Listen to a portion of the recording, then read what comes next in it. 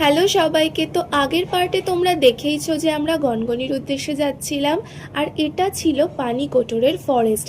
এটা পার করার পর ফাইনালি আমরা আমাদের আজকের ডেস্টিনেশন গনগনি, মানে আমাদের যে গ্র্যান্ড ক্যানিয়ন রয়েছে সেখানে আমরা ফাইনালি পৌঁছে গেলাম। আর জায়গাটা কিন্তু ভীষণ সুন্দর ছিল, খুব একটা ভিড় তখন ছিল না, তবে জায়গাটা ভীষণ সুন্দর করে সাজিয়ে দেওয়া হয়েছিল।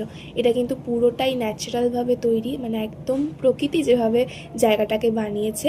তবে হ্যাঁ, এখন পর্যটকদের জন্য একটু সুন্দর করে সিঁড়ি টিড়িগুলো করে দেওয়া হয়েছে। আর এই যে আমরা গিয়েই জায়গাটাকে এক্সপ্লোর করা শুরু করে দিয়েছিলাম। জায়গাটা কিন্তু বেশ ইন্টারেস্টিং, সব কিছুর থেকে একটু অন্যরকম। আর এই যে তোমরা মাটির এই বড় বড় পাহাড়গুলোকে দেখছো, এটাই ছিল এই জায়গাটার আসল সৌন্দর্য। যখন নদী যেত খুব সুন্দরভাবে নিজেরাই এইভাবে রাস্তাগুলো তৈরি করেছিল। আর হ্যাঁ, তবে এই জায়গাটা কিন্তু ভীষণ রিস্কি, কারণ এখানে কিন্তু হাঁটতে গেলে বেশ স্লিপ কাটছে, কারণ প্রচুর নুড়ি পাথর সব কিছু রয়েছে।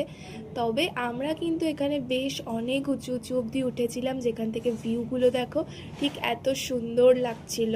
তারপর আমাদের চোখে হঠাৎ করে এই জায়গাটা পড়লো, আর আমরা সবাই ডিসাইড করলাম যে এই জায়গাটায় আমরা যাবই।